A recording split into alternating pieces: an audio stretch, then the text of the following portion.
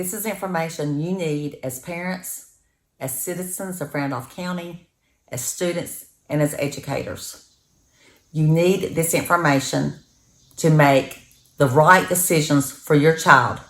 Do not let the freedom of parenting be taken away from you by a board of education that didn't even give proof on why we should be wearing masks. My name is Kathy Sumner, and I care because I'm a former educator. Once an educator, always an educator.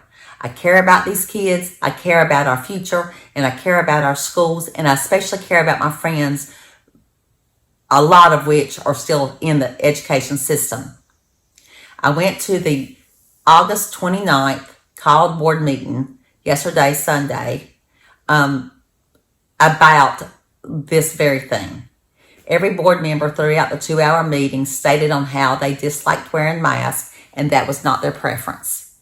A lady there from the Health and Human Resources Department, underneath the state of our governor, gave many reasons and spoke for about 10 minutes on why you should wear a mask.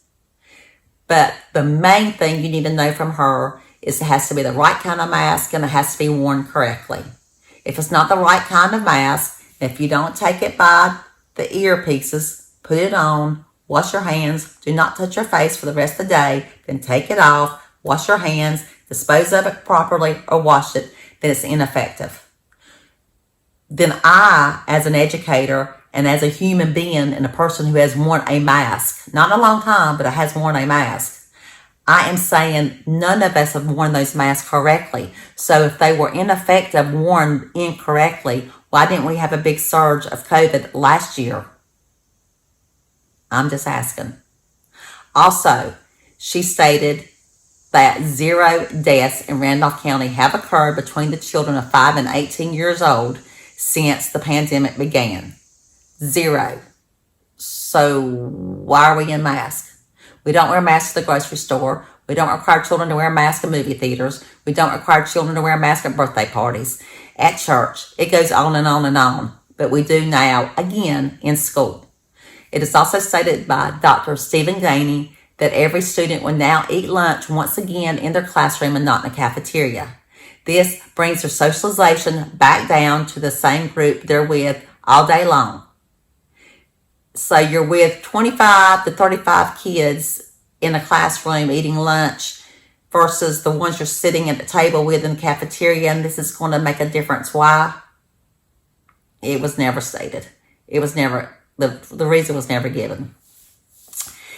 The woman from the Health and Human Resources Department also stated that the child transmission is rare. Child to adult transmission is rare. That adult to children transmission is what's most likely in this case. Okay, so Brian Biggs, one of our Board of Education members, said to her, he says, okay, I want to get this straight. He said, we are telling our adult county commissioners they don't have to wear masks, but quote, we are telling our least vulnerable population to mask up, end quote, by Brian Biggs. She didn't have much of an answer for that, or why. I'm asking for each of you that care about the freedom of your students to go and ask to speak to Dr. Stephen Gainey or email every member of the Board of Education or Dr. Stephen Gainey, the superintendent of Randolph County. Write letters. Let your voice be heard. Tell them that your child will not wear a mask because it is not healthy for them and it's not protecting them. This is not mandated by anyone except for our county.